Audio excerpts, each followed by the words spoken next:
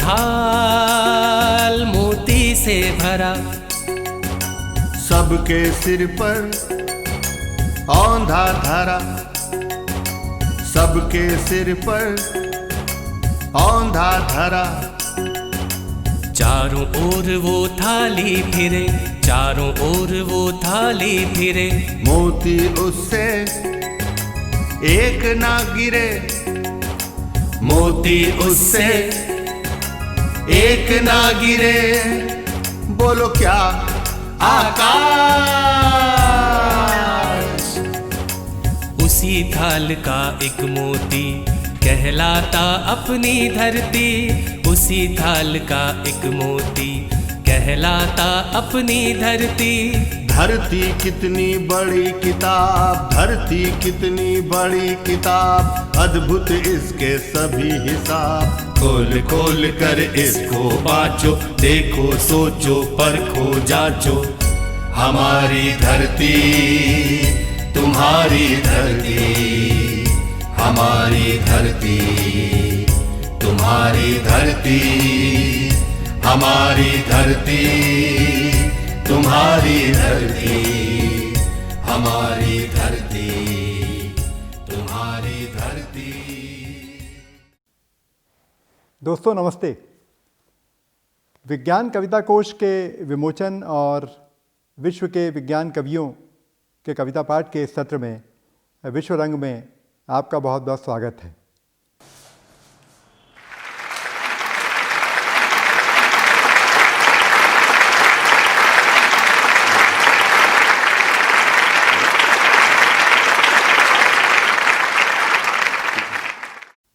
मित्रों, ये शायद देश में पहली बार है कि किसी विश्वविद्यालय ने, किसी संस्था ने, किसी प्रकाशन ने विज्ञान कविताओं का इतना वृहद संग्रह प्रकाशित किया है। मेरा मानना है कि विज्ञान कविता कोई सामान्य कविताओं से अलग करके नहीं देखी जानी चाहिए। विज्ञान और साहित्य में अगर कोई चीज़ सामान्य है तो वो ये है कि दोनों ही जिज्ञासा से, आश्चर्य से शुरू करते हैं और जिज्ञासा और आश्चर्य को बरतते हुए, जिज्ञासा और आश्चर्य के साथ संसार को देखते हुए वो कविता संभव करते हैं, वो साहित्य संभव करते हैं, वो विज्ञान संभव करते हैं। तो विज्ञान कविता यूँ तो साहित्यिक कविता से अलगा के नहीं देखी जा सकती, लेकिन कई अर्थों में वो उससे भिन्न भी होती है। उसमें किसी न किसी वैज्ञानिक तत्व का, वैज्ञानिक समझ का, विज्ञान के किसी इम्प्रेशन का प्रभाव हमें देखने मिलता है। विज्ञान का कोई न कोई तत्व उन कविताओं में देखने मिलता है। जब रविन्द्रनाथ टैगोर विश्वविद्यालय के विज्ञान संचार केंद्र ने, सीवी रामन विज्ञान संचार केंद्र ने इस पर काम करना शुरू किया तो हमें बहुत ही आश्चर्य हुआ कि हमारे देश के बड़े से बड़े कवियों ने और आज तक के आधुनिक कवियों ने सभी ने विज्ञान कविताएं लिखी हैं और उसी के रिज़ल्ट के रूप में ये 4 खंडों में विज्ञान कविता का कोश प्रकाशित हुआ है। इसमें जो पहला खंड मेरे हाथ में है और इसके भी 4 हिस्से किए गए हैं, जिसके बारे में इसके संपादक मोहन सगोरिया आपको बताएंगे। पर ये जो 4 खंड हैं ये अपने आप में, अपने नाम में विज्ञान की एक छवि प्रदान करते हैं। जैसे आज निखिल विज्ञान शक्ति मानव हाथों में, ये एक पहला खंड है। इसमें महावीर प्रसाद द्विवेदी, अयोध्या सिंह उपाध्याय, महादेवी वर्मा, रामधारी सिंह दिनकर, रामविलास शर्मा से लेकर भारत भूषण अग्रवाल, मदन वात्स्यायन, नरेश मेहता, ये सारे कवि इस खंड में हैं। दूसरा खंड जो है प्रकाश वर्षों की दूरी, उसमें धर्मवीर भारती, कुंवर नारायण, सर्वेश्वर, रामविलास शर्मा, मलय, रघुवीर सहाय, विष्णुचंद्र शर्मा, कुमार विकल से लेकर सौमित्र मोहन तक के कवि हैं। तीसरा खंड जो इस पहले खंड का तीसरा खंड है, पृथ्वी के पड़ोस में कोई, इसमें आग्नेय प्रेम शंकर रघुवंशी, रमेश चंद्र शाह, विष्णु खरे, ऋतुराज, प्रयाग शुक्ल, अशोक वाजपेयी, प्रभात त्रिपाठी जैसे कवि हैं। ठोस मुद्दों पर ठोस रोशनी चौथा खंड है, जिसमें विनय दुबे, वेणुगोपाल, गिरधा राठी, नीलाभ, नंदकिशोर आचार्य, राजेश जोशी, वीरेन डंगवाल जैसे कवि हैं। मित्रों, आप कहेंगे कि ये सारे कवि तो साहित्य में भी जाने जाते हैं, साहित्यिक कवि के रूप में भी जाने जाते हैं। तो मैंने जैसा शुरू में कहा था, असल में विज्ञान हमारे पास लगातार बना रहता है। हम अगर अपने समय में जीते हैं, अगर हम अपने काल में जीते हैं, तो उसकी सारी प्रवृत्तियाँ हमारे भीतर समाहित रहती हैं। कभी कभी जब हम कविता लिखते हैं तो उसमें से विज्ञान कविता या विज्ञान भी झलकता है। कई बार ऐसा होता है कि हम किसी चीज़ को आश्चर्य की तरह देखते हैं, जिज्ञासा की तरह देखते हैं, और अचानक एक वैज्ञानिक तथ्य हमारे मन में उद्घाटित होता है जो कविता की तरह होता है।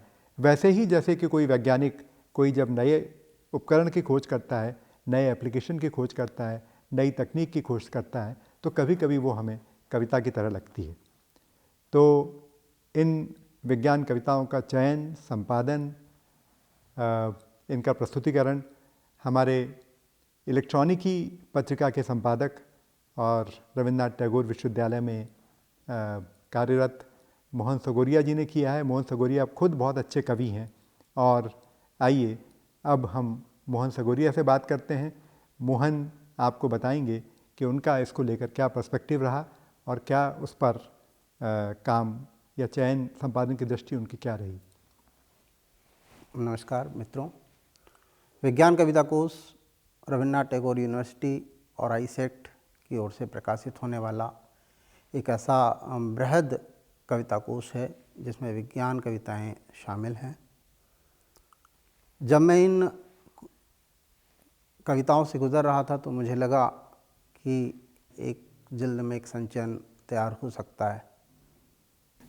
जब मैं इन कविताओं से गुज़र रहा था तो मुझे लगा कि हमें विज्ञान कविताओं के इतिहास की ओर भी जाना चाहिए। तब मैंने हमारे परंपराओं को देखा और वेदों को खंगाला। तब उसमें ऋग्वेद में कुछ कविताएं, विज्ञान कविताएं मिलती हैं, खासकर नासदी सूक्त 10वें मंडल में, जहाँ ब्रह्मांड के बनने, उसके निर्मित होने, उसके अस्तित्व पर बात होती है। बाद में उसी से जुड़े प्रश्न हमारे वैज्ञानिक स्टीफन हॉकिंस करते हैं।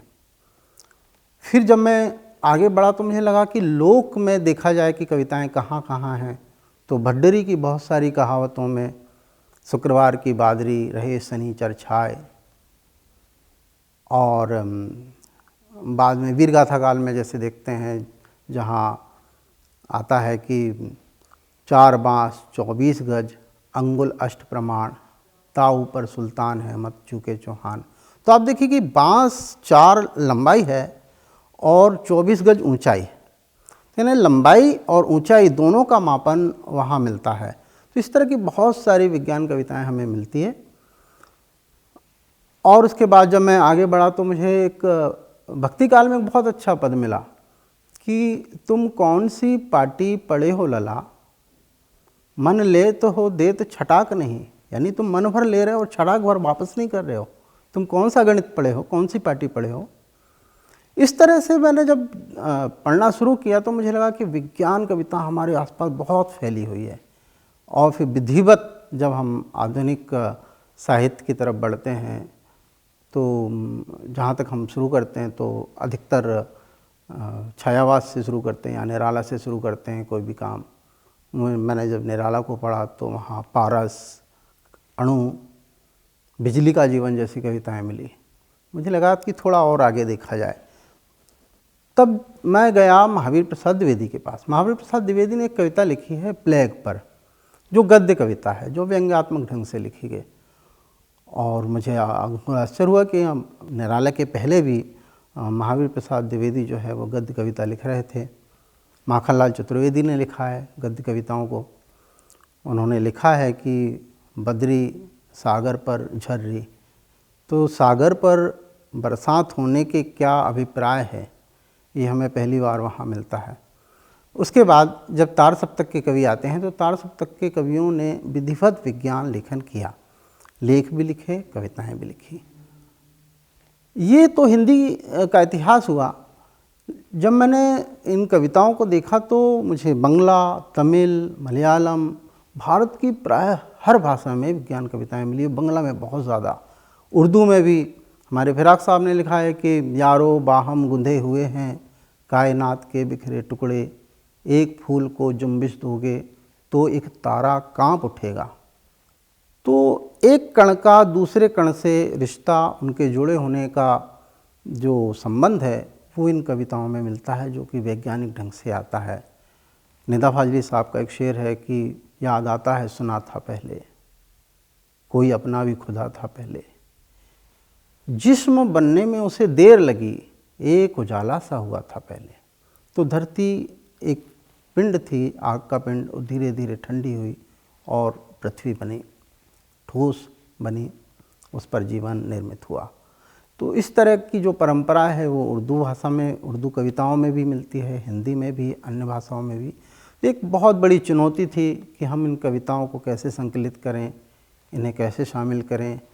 फिर उन्हें खंडों में देखा गया, और जो 4 खंड आपके सामने हैं, जिन पर विस्तार से आदरणीय चौबे जी बात कर चुके हैं कि किन खंडों में हमने क्यों किन कवियों को रखा, वो आपके सामने है। मुझे लगता है कि ये खंड आपको पसंद आएंगे, ये कोश आपको पसंद आएगा। धन्यवाद मोहन सगोरिया जी, आपने इस पूरे कविता कोश में चयन और संपादन की दृष्टि क्या रही उस पर प्रकाश डाला। हम अगर हिस्ट्री ऑफ साइंस की दृष्टि से देखें तो 15वीं-16वीं शताब्दी के बाद यंत्रों का आगमन होता है, और लगभग 200-300 वर्षों तक, यानी द्वितीय विश्व युद्ध के आने तक का जो समाज है, वहाँ का जो विकास है, वो हमें यंत्रों के आधार पर होता हुआ दिखता है। इसको यांत्रिक सभ्यता भी कहा जा सकता है। वॉल्टर बेंजामिन ने एक अच्छा आलेख लिखा भी है, art in the era of mechanical reproduction.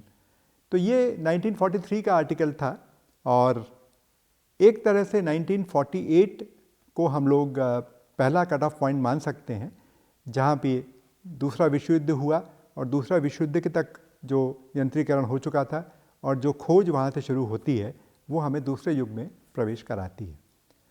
1948 का जो युग है, यानी जो कट ऑफ पॉइंट है, वहाँ तक इलेक्ट्रॉनिक्स का आगमन होना शुरू हो गया था।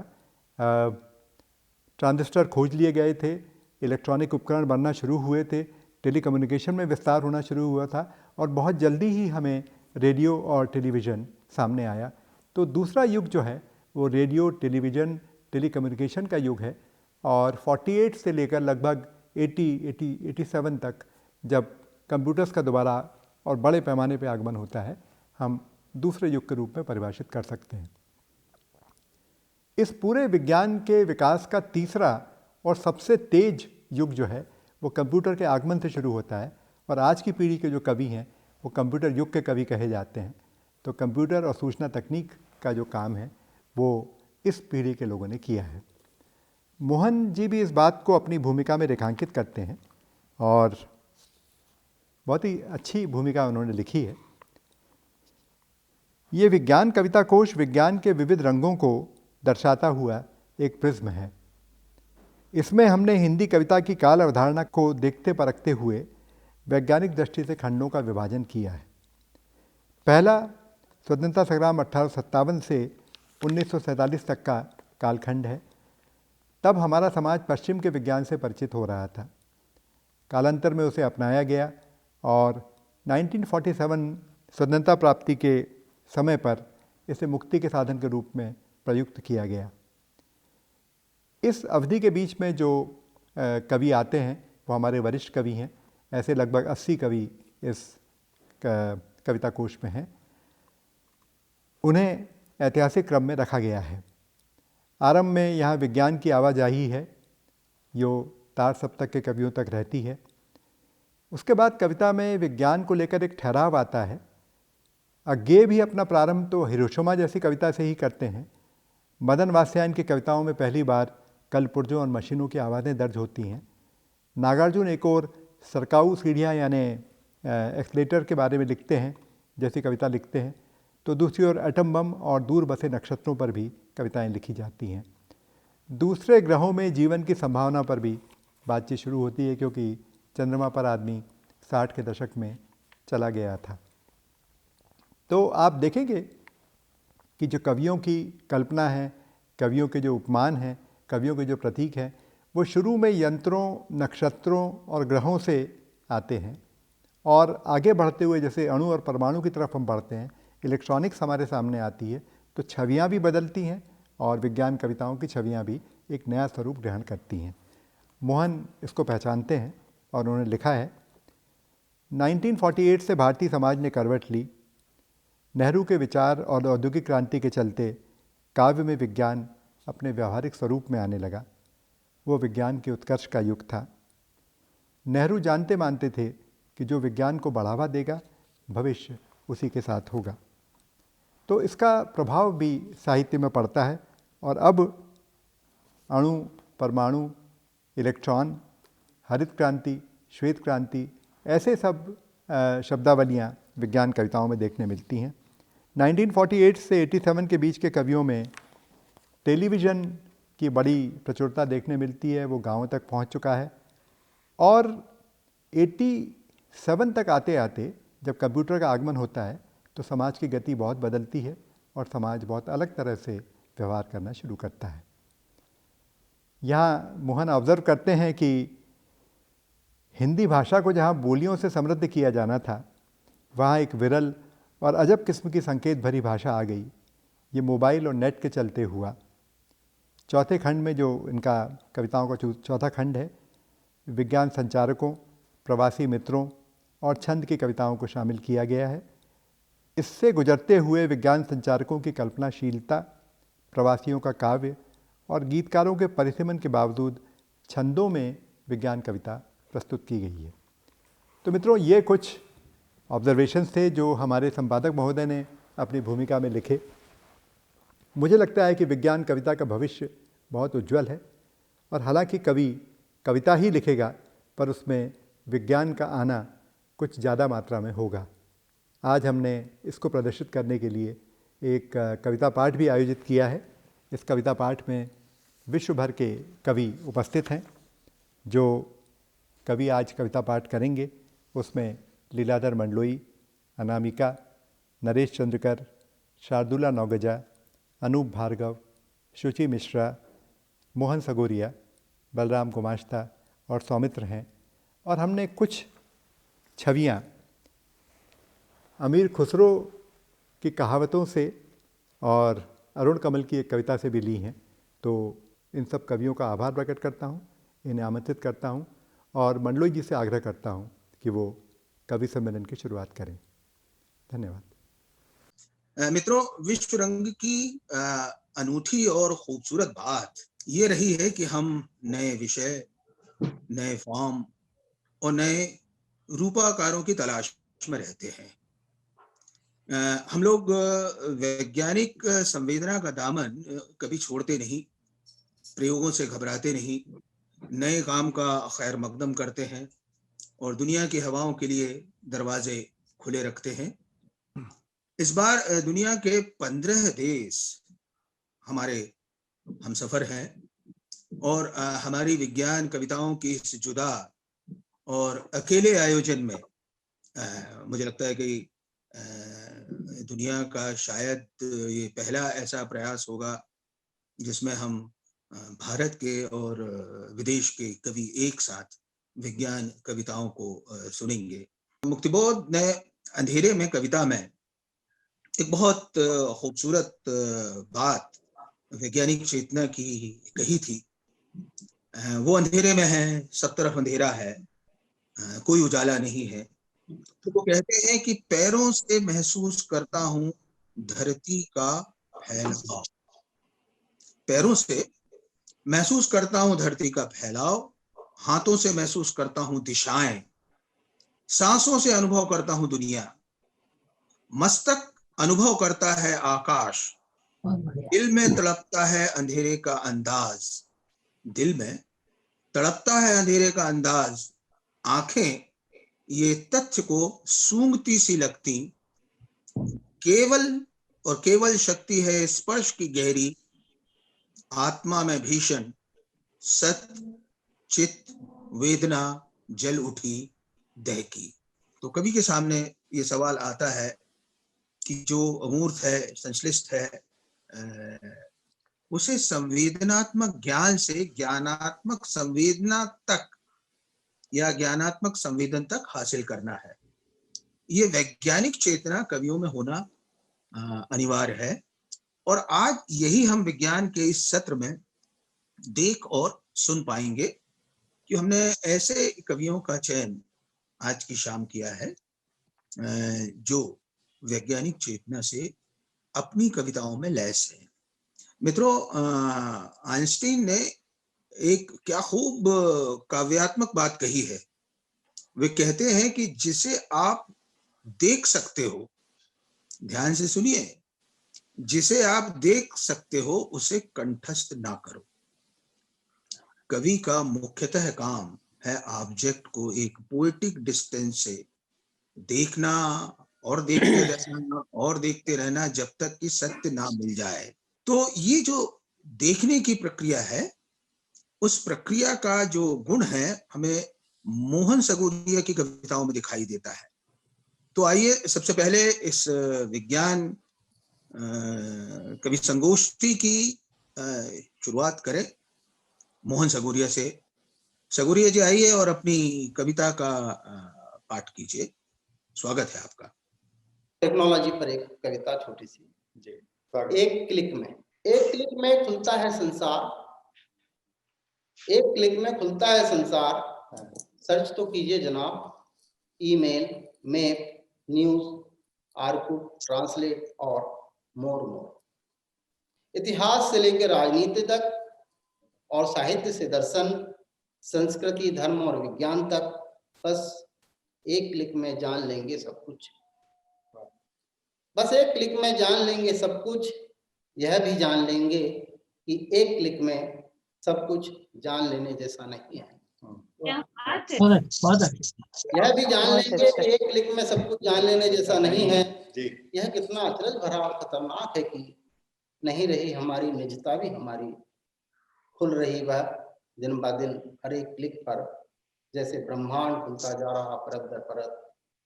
बस एक क्लिक में नहीं खुलता तो प्रेम, मन की गांठें नहीं खुलती एक क्लिक में। वाह मोहन जी, बहुत अच्छा।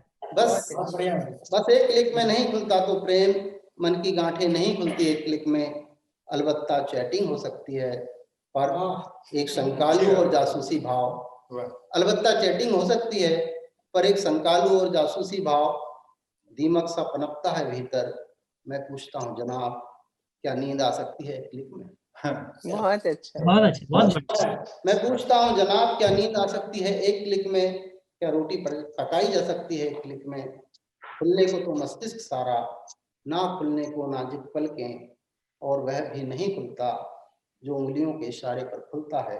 Click click click click. बहुत बढ़िया, बहुत बढ़िया।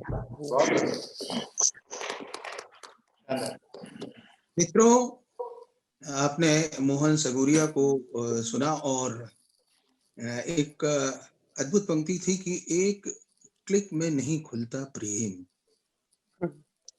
बहुत गजब। और एक के बाद एक क्लिक करते जाइए, लेकिन एक क्लिक में कुछ भी नहीं खुलता। और विज्ञान की प्रक्रिया भी एक क्लिक में भले ही लाकर छोड़ दी गई हो, लेकिन उस एक क्लिक की प्रक्रिया में या उस विज्ञान तक लाने के लिए किसी एक वैज्ञानिक ने लाखों लाख करोड़ों करोड़ क्लिक का अभ्यास किया होगा, रियाज किया होगा। तो ज्ञान पाने का एक तरीका होता है कि वस्तु के पास आपको याचक की तरह जाना होता है। आपकी झोली खाली होती है, वैज्ञानिक की झोली, कवि की झोली खाली होती है, तो आप याचक की तरह जाते हैं और वैज्ञानिक सम्मत सत्य के साथ लौटने की चेष्टा करते हैं, यानी कि कुछ हासिल करके लौटते हैं। हमारी एक युवा कवि साथी हैं शुचि मिश्रा, उनकी कविताओं में ये जो कार्य प्रक्रिया है वो बखूबी नोट की जाती रही है।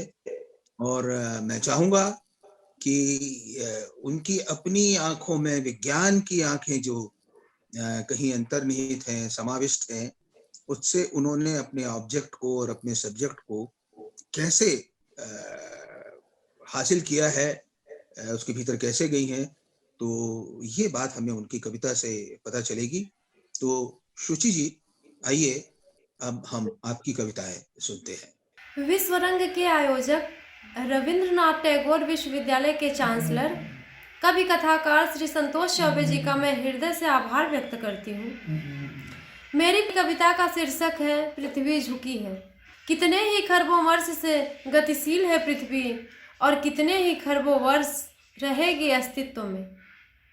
अनंत आकाश गंगाओं में उपस्थित एक यह भी कर रही परिक्रमा सूर्य का और घूम रही अपनी धुरी पर। जैसे घूम रहे अन्य ग्रह और उनके उपग्रह निरंतर अपनी ही अकड़ में पौरुष वर्चस्व को रेखांकित करते। अकड़ नहीं पृथ्वी में सहनशील और विनम्र वह झुकी अपने अक्ष पर 23.5 अंश अक्षांश। यूं तो मंगल और यूरेनस भी झुके हैं, किंतु झुकने से मिली ऋतुओं की सौगात सिर्फ पृथ्वी को। जीवन का होना संभव हो सका सिर्फ पृथ्वी पर। घिरघिराती बदली आच्छादित होता है अंबर। ओढ़ लेती है पृथ्वी खुशी खुशी हरी चूनर। महासागरों का दुपट्टा बना लहराती इठलाती हवाओं को साड़ी की तरह तन पर लपेटे रहती। करती विचरण गुपचुप 365 दिन। क्रोध में उगलती कभी कभार अनिच्छाओं के ज्वालामुखी और भूकंप को यथासंभव दबाए रखती रजस्वला होने तक। एकमात्र पृथ्वी में ही ऐस्तृण का बोध से सभी तो पुरुषोचित नाम ठहरे सौरमंडल में। सूर्य बुध शुक्र मंगल बृहस्पति शनि अरुण और वरुण अपने पौरुष के चलते पसंद नहीं झुकना विनम्र होना। कि पित्ती प्लूटो को कर दिया गया ग्रहों की बिरादरी से बाहर। सहनशील बनी वह झेलती है भार। बोझ उठाते हुए पृथ्वी झुकी है अपने अक्ष पर झुकना सिखाते हुए। मित्रों, सौमित्र एक वैज्ञानिक भी है। वे मूलतः जिज्ञासु हैं। जो वैज्ञानिक की मूल प्रवृत्ति होती है वो उनमें बहुत भीतर तक बहुत गहरे तक है। और सौमित्र की कविताओं में हमें वैसी ही विज्ञान की उपज मिलती है। सौमित्र की कविता का साक्ष्य भी ऐसा ही प्रकट होता है। तो मैं सौमित्र जो हमारे मित्र हैं जिनकी कई किताबें छपी हैं, एक किताब तो भारतीय ज्ञानपीठ से मैंने ही छापी थी, मैं उन्हें आमंत्रित करता हूं वे आएं और अपनी कविताओं का पाठ करें। भाई सौमित्र। धन्यवाद मंडलोई जी। मैं सीधे कविता से बात शुरू करता हूं अपनी। जी स्वागत। मेरी कविता का नाम है क्वांटम भौतिकी और कहीं ना कहीं एक जीवन के एक अनुभव से जुड़ी हुई ये कविता है। मैंने ये सब्जेक्ट पढ़ा है गहराई से और उसके बाद इसको एक दूसरे तरीके से देखने की कोशिश की है, आध्यात्मिक तरीके से, और ये कविता उसका परिणाम है। बिजली का करंट क्या होता है? सोचता हूँ कि एक दिन उन तारों के भीतर घुसूं और पता करके आऊं। ऐसे बाहर से तो छुआ है कई बार, झटके से अलग हो जाता है हाथ। पता नहीं कौन देता है वह स्पर्श और कौन जला देता है त्वचा। तारों के भीतर तांबे और अल्मुनियम के पिंजरा घरों में सूक्ष्म कि जहां ना हवा मिले और ना चला सके कोई नाव, वहां किस सहारे से चलते हैं वे इलेक्ट्रॉन? क्यों चलते हैं? क्यों आकर्षित हो जाते हैं यहाँ वहां की लुभावनी शक्तियों से और बह निकलते हैं सारा बल समेट कर अपना? देखना चाहता हूं कैसे लगते हैं वो यूं सामूहिक, हिटलर की आर्य सेना से या फिर बांग्लादेश के बाढ़ से तबाह किसानों से शरण कैंपों तक जाते। क्या बात है। मुझे मालूम बहुत अच्छा सौमित्र जी। देखना चाहता हूँ कैसे लगते हैं वो यूं सामूहिक, हिटलर की आर्य सेना से या फिर बांग्लादेश के बाढ़ से तबाह किसानों से शरण कैंपों तक जाते। मुझे मालूम है मैं ढूंढ लूंगा उनमें अपने कुछ साथी पुराने, यूं वो होंगे भी वहीं जहां थे वो सृष्टि के आरंभ या निरंतरता के समय।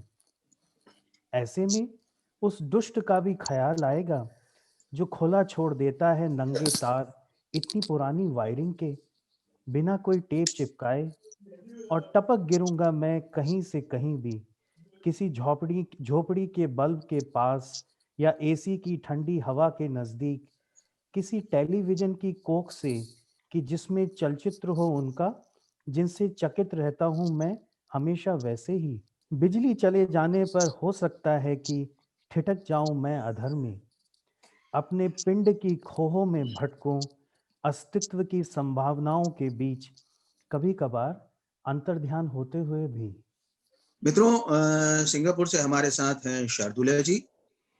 उनका मन विज्ञान के लोक से ऊर्जा पाता है और उन्हें बार बार सुनते हुए मुझे ये एहसास हुआ कि वे विज्ञान में एक बहुत गहरे तक जाने की चेष्टा करती हैं। आज वो क्या लेकर आ रही हैं, तो हम इंतजार कर रहे हैं। तो शार्दुला जी आइए और महफिल में शमा अब आपके सामने है।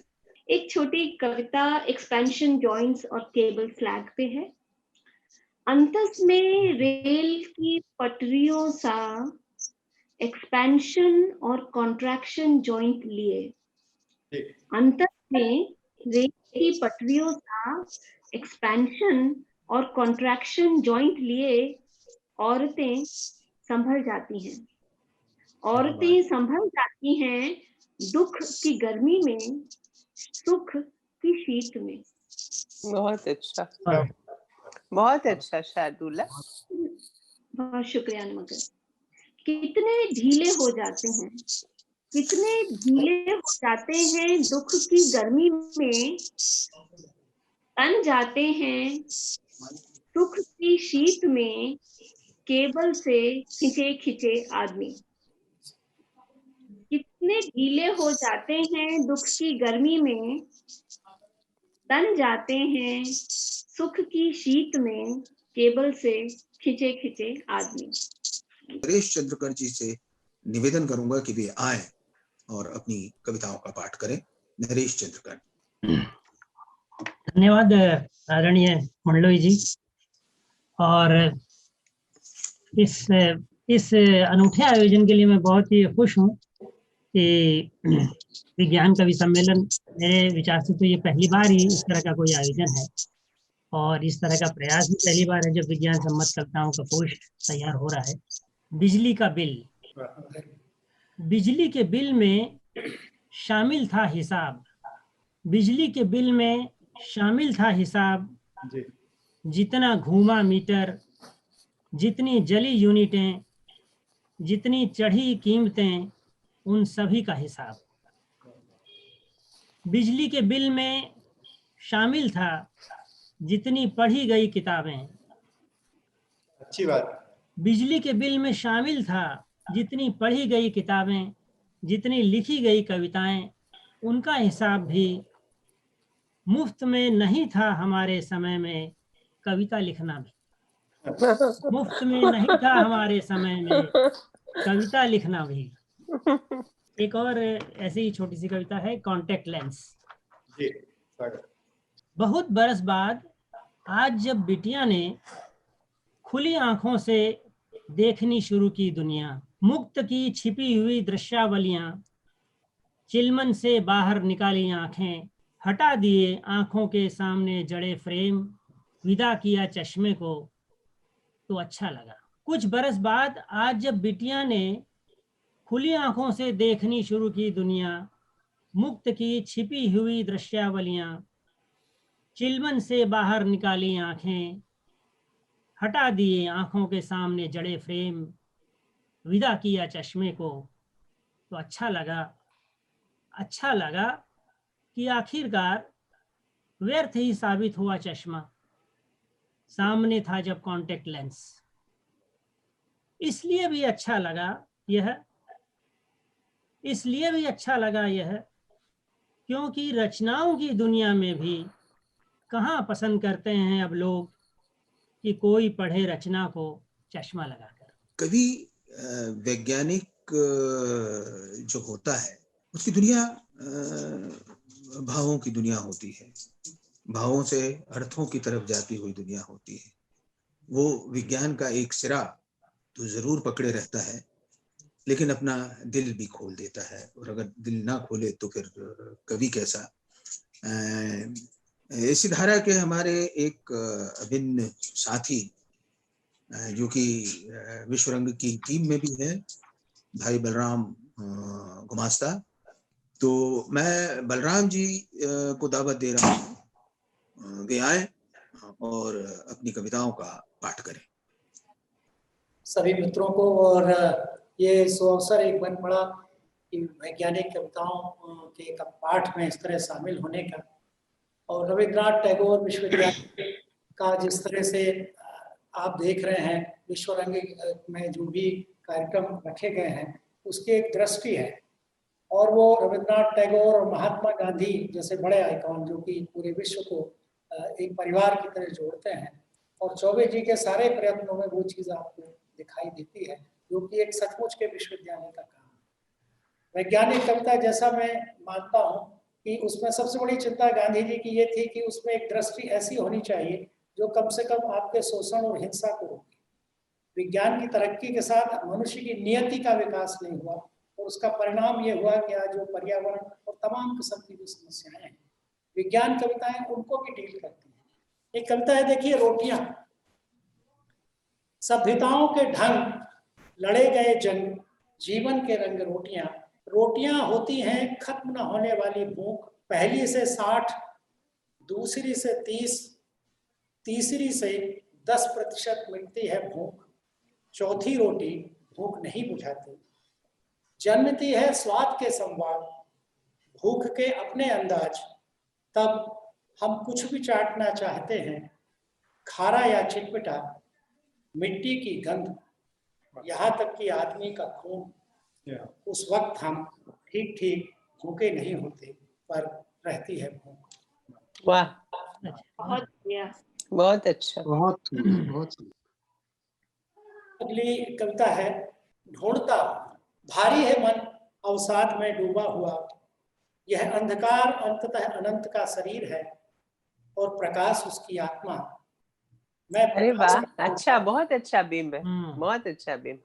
अनंत का, यह अंधकार अंततः अनंत का शरीर है, और प्रकाश उसकी आत्मा। मैं प्रकाश को ढूंढता हूँ। मौत अगर जाने अनजाने प्रश्नों का हल है, तो प्रश्नों का बचा रहना जीवन का बचा रहना है। ब्रह्मांड में उपलब्ध समूचे प्रश्नों की संख्या उनके उत्तरों की संख्या के ठीक ठीक बराबर है, यानी सुनिश्चित है हमारी मृत्यु। तब जाहिर है बचे रहने के लिए जूझता हूँ, खोजता हूँ दुखों के कार्य कारण, सनातन उत्तरों को प्रश्न बनाता हूँ। जब कभी थकता हूँ तो निराशा की एक घोर घनेरी शाम दूर दूर तक टहलने निकल जाता हूँ। किनारों पर पाता हूँ बची खुची झाड़ियाँ, जिनमें दुबके होते हैं झुरमुटे। वहाँ बाकी होता है प्रकाश का होना, उम्मीद की तरह, उनमें कल होने वाली सुबह का होना ढूंढता हूँ।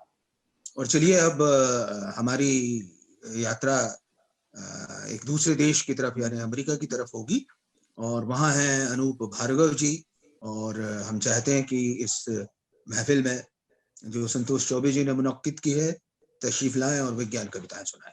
अनूप जी। धन्यवाद मंडलोई साहब। सबसे पहले तो मैं रविंद्रनाथ टैगोर यूनिवर्सिटी को धन्यवाद देना चाहता। मैंने कई बार कोशिश की है तुमसे दूर जाने की, लेकिन मीलों चलने के बाद जब पीछे मुड़ के देखता हूं तो तुम्हें उतना ही करीब पाता हूं।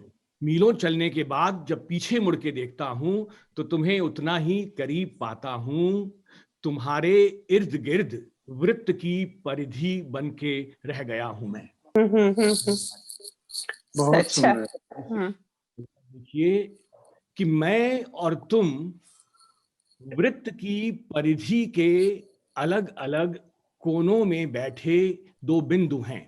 मैं और तुम वृत्त की परिधि के अलग अलग कोनों में बैठे दो बिंदु हैं। मैंने तो अपने हिस्से का अर्धव्यास पूरा कर लिया। क्या बात है, बहुत अच्छा, बहुत अच्छा। मैंने तो अपने हिस्से का अर्धव्यास पूरा कर लिया, क्या तुम मुझसे मिलने के लिए केंद्र पर आओगी?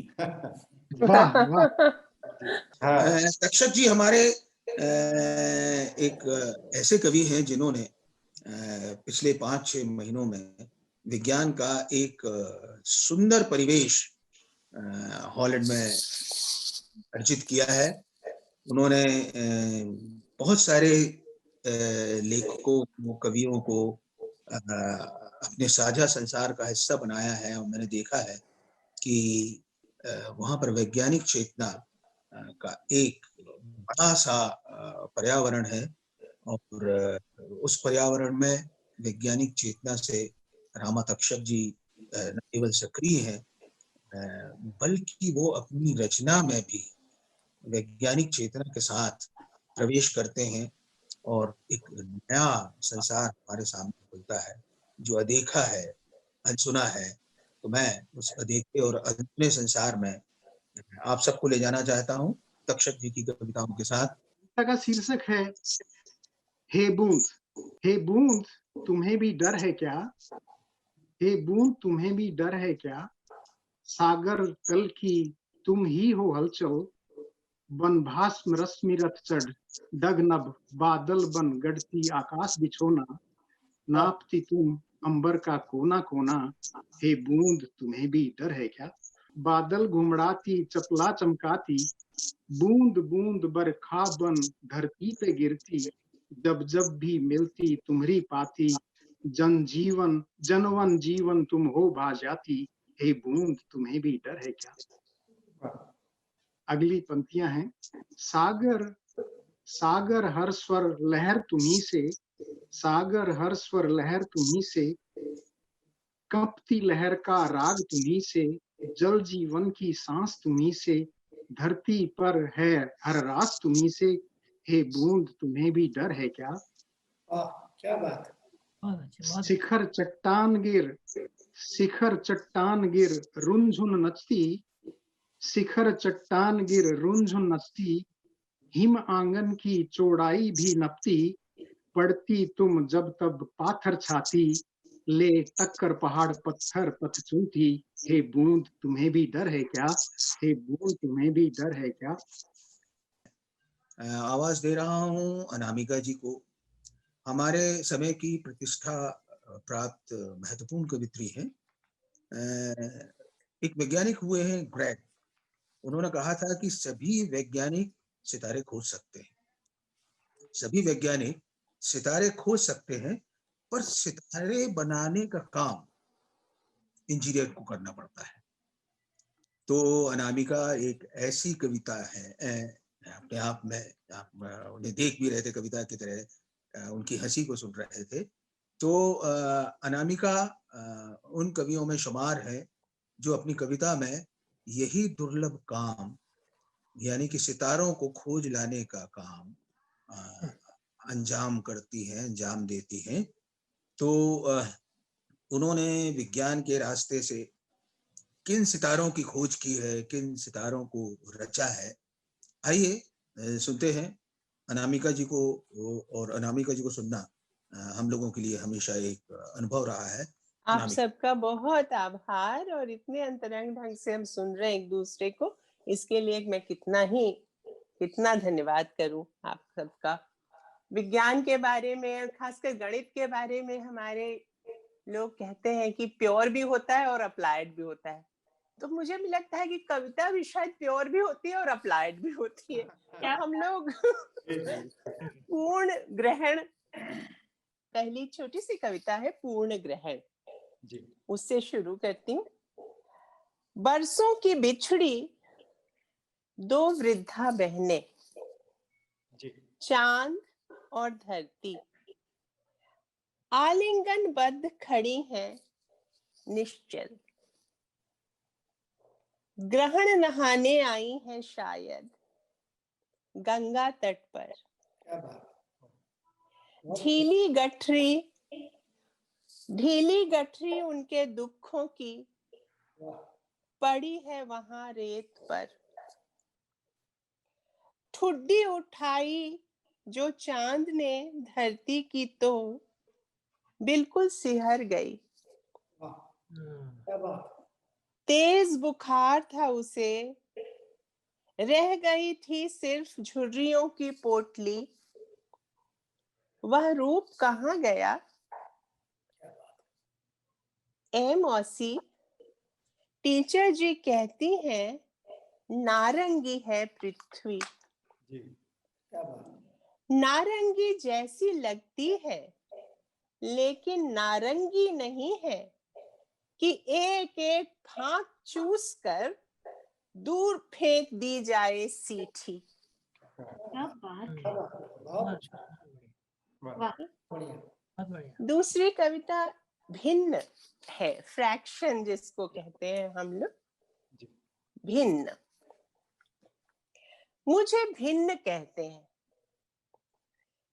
किसी 5वीं कक्षा के क्रुद्ध बालक की गणित पुस्तिका में मिलूंगी। वाह क्या बात है। एक पांव पर खड़ी, डगमग। बहुत अच्छा। मैं पूर्ण इकाई नहीं, मेरा अधोभाग मेरे माथे से जब भारी पड़ता है, लोग मुझे मानते हैं ठीक ठाक, अंग्रेजी में प्रॉपर फ्रैक्शन। बहुत बढ़िया। अगर कहीं गलती से मेरा माथा मेरे अधोभाग पर भारी पड़ जाए, लोगों के गले यह नहीं उतरता और मेरे माथे पर बट्टा लग जाता है इम्प्रॉपर फ्रैक्शन का। बढ़िया। क्या माथा अधोभाग से भारी होना इतना अनुचित है मेरे मालिक, मेरे आका? क्या इससे मेरी बढ़ जाती है दुरूहता?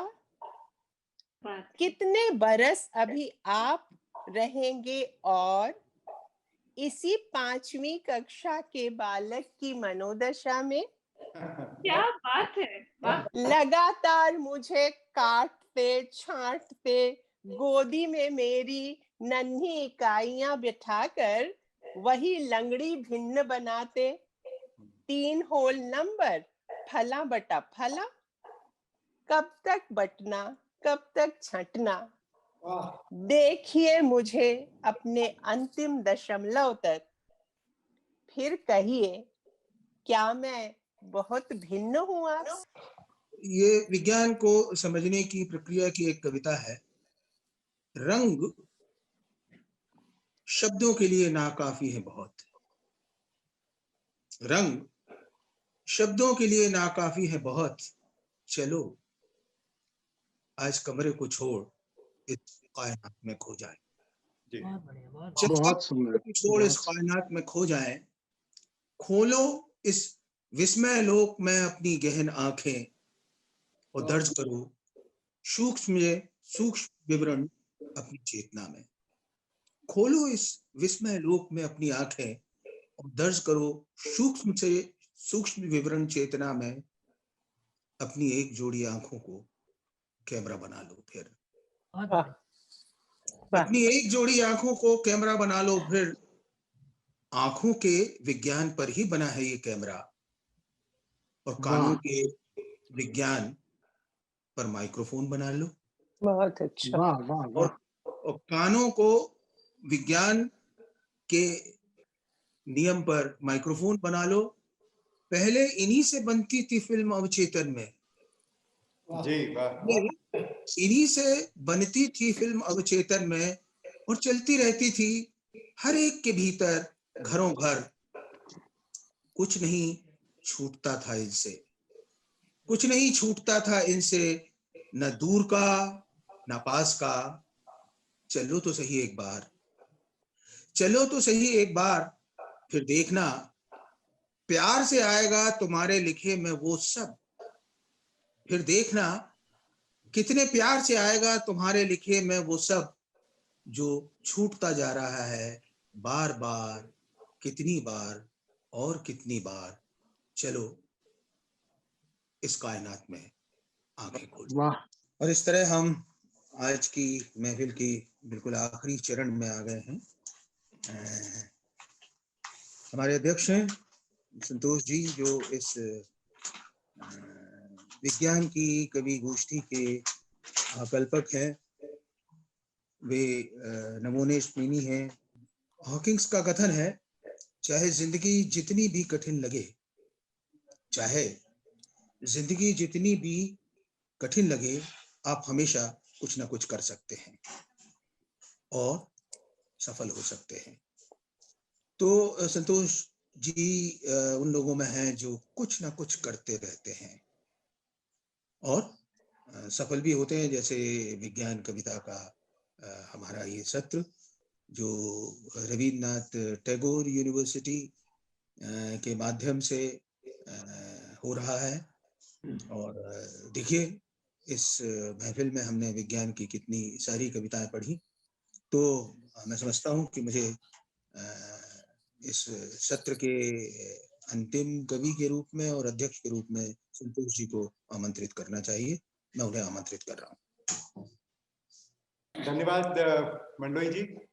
मैं ये कहना चाहता हूँ सबसे पहले कि विज्ञान कविता कोश का जो ये काम हुआ है, ये एक लंबी परंपरा से निकला हुआ काम है। हम लोग बहुत दिनों से विज्ञान संचार का काम करते आ रहे हैं और कला माध्यमों से विज्ञान का संचार एक प्रयोग लगभग 15, 20, 25 साल पहले हमने किया, जिसमें कहानियां भी शामिल थी, कविताएं भी शामिल थी। तो ये करते करते हमें समझ में आया कि टैगोर भी विज्ञान के कवि हैं, निराला भी विज्ञान के कवि हैं, पंत तो कई जगहों पर विज्ञान कविता ही कर डालते हैं, मुक्तिबोध निश्चित ही विज्ञान के कवि हैं कई हद तक, कुमार नारायण विज्ञान के कवि हैं, और आज के कवियों तक आए तो बहुत लंबी श्रृंखला है जहाँ पर कि हम विज्ञान को खोज सकते हैं, देख सकते हैं। और इस संदर्भ में ये कविताएं की गई, चयन किया गया है। और अब इसमें लगभग 300 कवि ऐसे हैं जिसमें कि देश विदेश के कवि हैं, और 4 खंडों में ये विज्ञान कविता कोश आज आपके सामने रखा गया है। मैं चाहूँगा कि मैं कुछ कविताएं इस संग्रह से आपको सुनाऊं जो आज विमोचित हुआ है, और अपनी कविताएं मैं 1-2 ही सुनाऊंगा। अंत में आप 2-3 कविताएं कुछ और बड़े लोगों की सुनिए। सबसे पहले टैगोर के 1-2 अंश आप सुनिए, और पूरी कविताएं नहीं सुनाऊंगा, 1-2 अंश सुनाऊंगा। रविन्द्रनाथ टैगोर, परमाणु पर एक कविता है। परमाणु परमाणु रचते हैं उनका नृत्य वृत्य, असीम अंतरिक्ष व समय में एक सीमा से दूसरी तक नाचते, बनाते हैं अगण्य रूपाकार। इसका अगला पैरा है।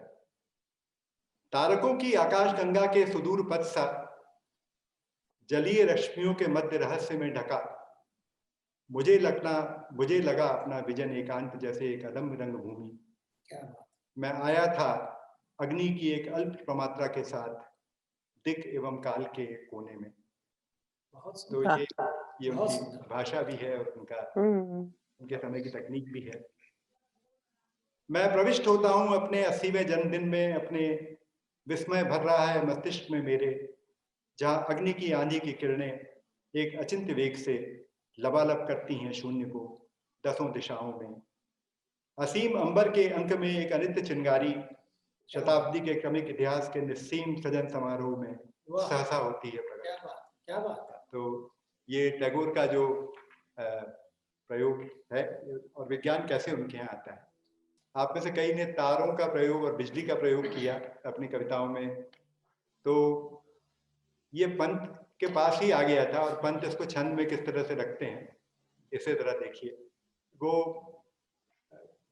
वॉटर बेंजामिन नाम के एक बड़े चिंतक हुए हैं जिन्होंने की art in the era of mechanical reproduction नाम का एक लंबा आलेख लिखा था, जिसमें कि मैकेनिकल रिप्रोडक्शन की दुनिया में कला कैसी हो जाएगी उसके बारे में वो बात करते थे। उसके इलेक्ट्रॉनिक काउंटरपार्ट्स भी हो सकते हैं। पंत के समय में यंत्र आ गए हैं, जड़ नहीं यंत्र वे भाव रूप संस्कृति द्योतक, वे विश्व शिराएं निखिल सभ्यता के पोषक, रेडियो तार और फोन बाष्प जल वायुयान, मिट गया दिशा विधि का जिनसे व्यवधान मान, धावित जिनमें दिशि दिशि का मन वार्ता विचार, संस्कृति संगीत गगन में झंकृत निराधार निराकार, जीवन सौंदर्य प्रतीक यंत्र जन के शिक्षक, युग क्रांति प्रवर्तक और भावी पथ के दर्शक, वे कृत्रिम निर्मित नहीं जगत क्रम में विकसित, वे कृत्रिम निर्मित नहीं जगत क्रम में विकसित, मानव भी यंत्र विविध युगतियों में वर्धित, दार्शनिक सत्य है नहीं यंत्र मानवकृत, वे हैं अमूर्त जीवन विकास के कृति निश्चित। क्या बात, तो ये पंत की भाषा है और पंत का छंद है जो इसमें दिखता है। अब बिंदु और रेखाओं की बात हुई तो प्रयागनारायण त्रिपाठी की एक कविता, अब देखिए यहाँ भाषा बदलती है और विचार भी बदलता है। मैं बिंदु कविता का नाम है, मैं बिंदु। मैं नहीं हूं यह त्रिभुज, यह चतुर्भुज, यह वृत्त। मैं नहीं हूं यह त्रिभुज, यह चतुर्भुज, यह वृत्त, त्रिविध अथवा विविध, रेखा पराजित, एक भी आकार सुंदर स्पष्ट किंतु सीमा रुद्ध, स्वयंबद्ध। बिंदु हूं मैं मात्र केंद्राभास, बिंदु हूं मैं मात्र केंद्राभास, वो जो हर असीम ससीम का, हर पल हर आकार का विस्तार, प्राणाधार फिर भी चिर अरूप अमाप, अपनी मुक्ति में संलग्न। तो ये भाषा का विकास भी आप अलग से देख सकते हैं। और एक कविता में आपको छोटी सी विनोद कुमार शुक्ल की सुनाता हूँ, जो बिल्कुल अलग फ्लेवर की है। विनोद कुमार शुक्ल, मंगल, ये खबर थी कि मंगल धरती के पास आ गया एक समय, तो उस पर ये कविता है। मंगल ग्रह इस समय पृथ्वी के बहुत पास आ गया है, ये कविता का नाम है। मंगल ग्रह इस समय पृथ्वी के बहुत पास आ गया है, किसी जीव के ना होने का सन्नाटा अब पृथ्वी के बहुत समीप है, कि पृथ्वी के पड़ोस में कोई नहीं, समय पड़ने पर पृथ्वी का कौन साथ देगा। क्या बात। पृथ्वी के सुख दुख उसके नष्ट होने और समृद्ध होने का कौन साक्षी होगा।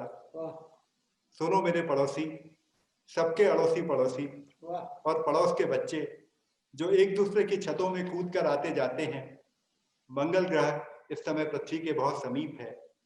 पृथ्वी के बच्चों कूदो तुम्हारा मंगल हो, पृथ्वी के बच्चों कूदो तुम्हारा मंगल हो। वायु जल नभ धरती समुद्र तुम्हारा मंगल हो, धूप पर्वत वन तुम्हारा मंगल हो, मंगलू तुम्हारा मंगल हो, पृथ्वी से दूर अमंगल मंगल हो। क्या बात। तो ये विनोद कुमार शुक्ल की कविता थी। बहुत अच्छे। और मेरे बहुत ही प्रिय कवि विष्णु खरे की एक लंबी कविता है, वो पूरी नहीं सुना सकता क्योंकि बहुत ही लंबी कविता है। उसके कुछ अंश आपने, बहुत सारे लोगों ने अंधकार की बात की और उजाले की बात की, मंडलोई जी ने भी अपने वक्तव्य में कहा, तो उसके कुछ अंश आपके सामने रखता हूँ। और मैं ये कहना चाहता हूँ कि अभी विज्ञान कविता का आलोचना शास्त्र निर्मित नहीं हुआ है, लेकिन एक बात स्पष्ट है कि जैसे जो चुनौती साहित्य के सामने है वही विज्ञान के सामने भी होती है, और दोनों का ही अगर कॉमन फैक्टर हम निकालेंगे तो जिज्ञासा और आश्चर्य, ये दो वो चीजें हैं जो कि विज्ञान को भी संभव बनाती हैं और साहित्य को भी संभव बनाती हैं। तो हम जिज्ञासा और आश्चर्य के माध्यम से जब साक्षात्कार करते हैं अपने आसपास से, तो दोनों चीजें संभव होती हैं। तो ये जो प्रकाश और अंधकार की बात है, ये विष्णु खरे की कविता में बहुत ही सुंदरता के साथ आती है। इसका नाम है तरमीम। ये ठीक है कि जो प्रकाश को जानते हैं उनके लिए वह अनिवार्य है, लेकिन इस मानसिकता के चलते अंधकार की अक्षम्य उपेक्षा हुई है। ये ठीक है कि जो प्रकाश को जानते हैं उनके लिए वह अनिवार्य है, लेकिन इस मानसिकता के चलते अंधकार की अक्षम्य उपेक्षा हुई है।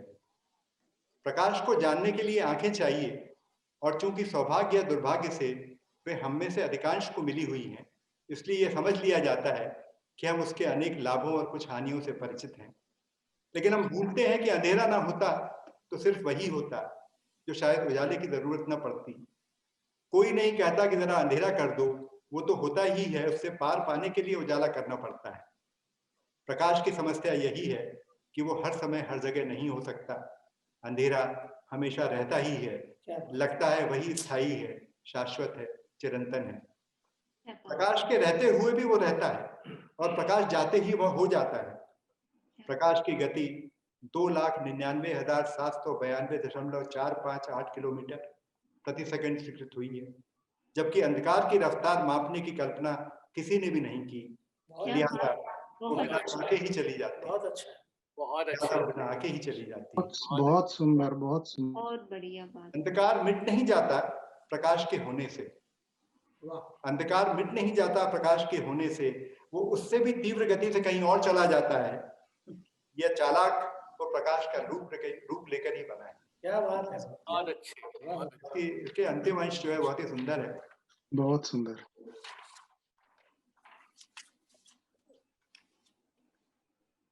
मुझे हैरत हुई है कि स्कूल से लेकर आधुनिक प्रयोगशालाओं के विज्ञान अध्ययन क्रम में प्रकाश की पढ़ाई और शोध होती है, लेकिन भौतिक शास्त्र की अदना से अदना किताब भी अंधकार की अवहेलना करती है, जैसे वो कोई विषय ही नहीं।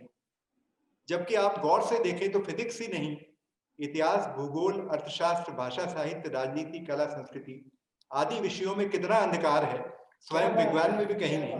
क्या बात। सूचना तकनीक, व्यापार, प्रबंधन और तो और अंधेरा मिटाने वाले हर माध्यम में इतना बैठा हुआ है अंधकार कि कभी-कभी लगता है मूल विषय वही है। क्या बात। प्रकाश के खिलाफ मेरे पास कुछ भी नहीं, उसकी और उसके इस्तेमाल की गति जैसी है वैसी ही रहे, बढ़ सके तो और भी अच्छा। मेरा तुच्छ प्रस्ताव इतना सा है कि अंधकार की जो अवमानना भरी उपेक्षा हुई है उसे सुधार कर उसे एक संपूर्ण सत्ता और विषय का दर्जा दिया जाए। वो मिटे न मिटे ये बात की बात। बहुत अच्छा।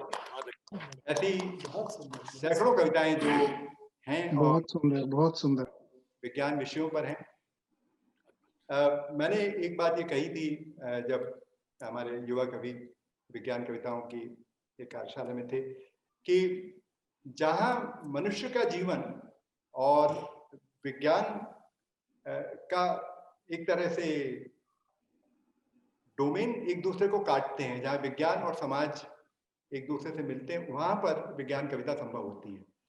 यदि आप सिर्फ विज्ञान के नियमों को ही स्पष्ट करें तो वो कविता नहीं हुई, जैसे कि आप सिर्फ मार्क्सवाद के नियमों को स्पष्ट करें तो वो कोई कविता नहीं होती। लेकिन जब आप विज्ञान और समाज जहाँ एक दूसरे को काटते हैं या मनुष्य और विज्ञान एक दूसरे से मिलता है, उस जगह पर कविता, विज्ञान कविता संभव हो पाती है। तो मैं एक दो कविताएं अपनी सुनाकर अपनी बात समाप्त करूंगा। जैसे कि मंगल की बात की गई थी, तो एक क्षुद्र ग्रह एक बार पृथ्वी से टकराने ही वाला था, उसका नाम शूमाकर लेवी था। तो शूमाकर लेवी के गुरु से टकराने पर यह कविता है, इसका नाम है आकाश खाली है।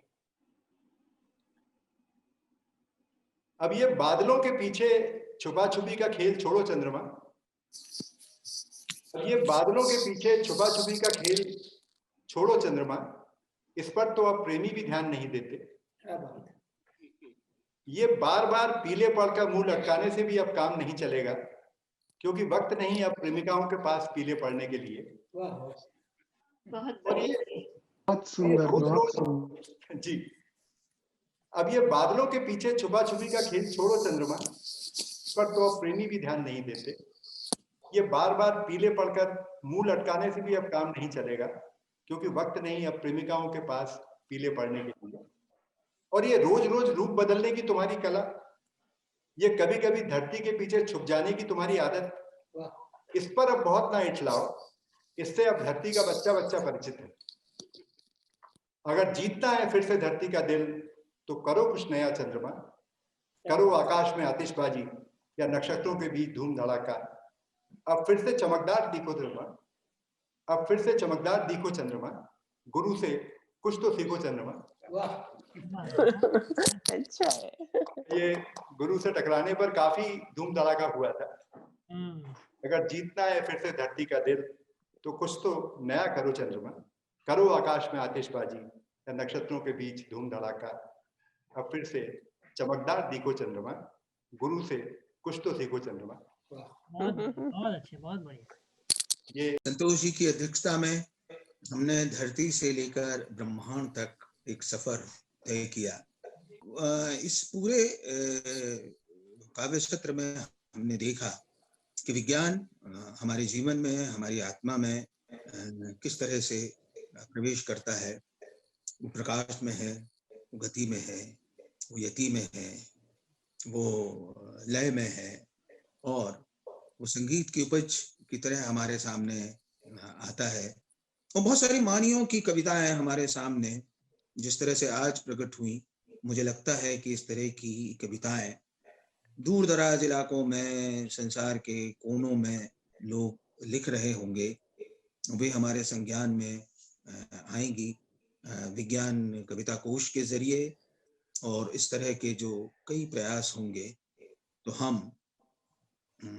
तमाम प्रेम के साथ और अपने भीतर की भावनाओं के साथ इस आयोजन के लिए रविन्द्रनाथ टैगोर विश्वविद्यालय को बधाई देते हैं, और ख़ास तौर पर संतोष चौबे जी को, जो आकल्पक है विज्ञान कविता के, और उन्होंने एक नई दुनिया हमारे सामने प्रस्तुत की है जो विज्ञान कविता कोश की कविताओं के माध्यम से हमारे सामने खुलेगी।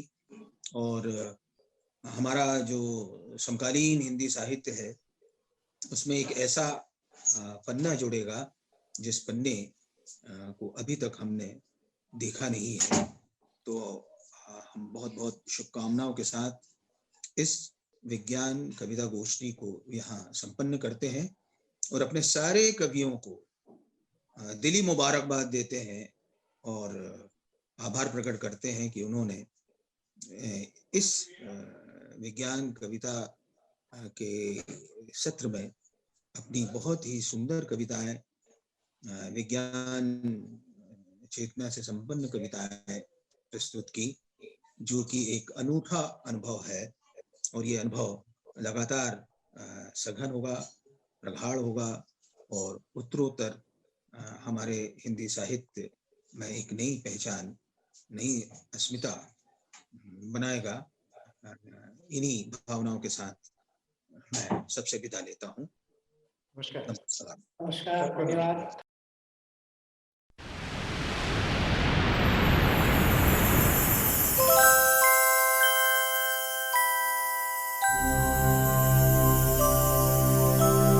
बहुत सुंदर लगेगा सूर्य धीरे धीरे करेगा प्रकाश,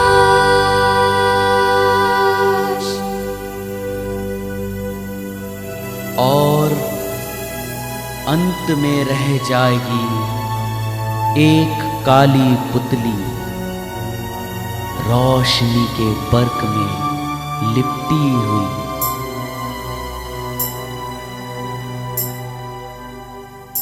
कभी बस हीरे के नगसा दमकता सूर्य, कभी बस हीरे के नगसा दमकता सूर्य, कभी मोतियों की माला सा झिलमिल झिलमिल झिलमिल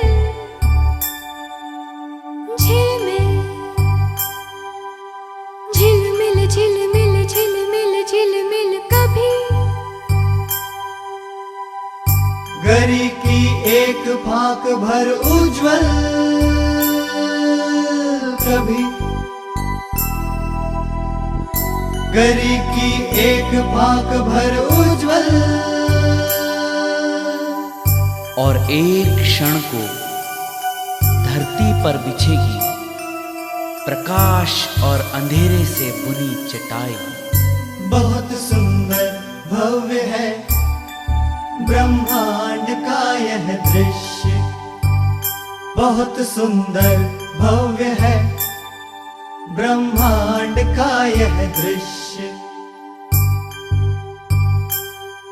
जो लूट सके सो लूटे, जो लूट सके सो लूटे।